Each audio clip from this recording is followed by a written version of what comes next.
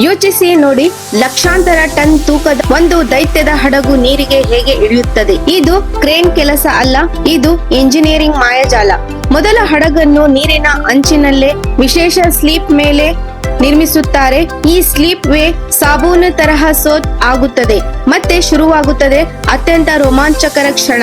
Lock ಗಳನ್ನು ತೆಗೆದ ಕ್ಷಣ ಹಡಗು ನಿಧಾನವಾಗಿ ತಾನೇ ನೀರಿನ ಕಡೆ ಜಾರುತ್ತದೆ. ಕೆಲವು ಹಡಗುಗಳನ್ನು ಪಕ್ಕದ ದಿಕ್ಕಿನಿಂದ ನೀರಿಗೆ ಇಳಿಸುತ್ತಾರೆ.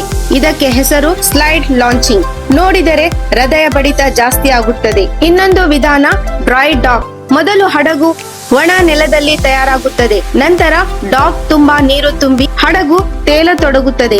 ಈ ಎಲ್ಲಾ ಪ್ರಕ್ರಿಯೆಯಲ್ಲಿ ಎಂಜಿನಿಯರ್ಗಳು ಒಂದೊಂದು ಸೆಕೆಂಡ್ ಲೆಕ್ಕ ಹಾಕುತ್ತಾರೆ.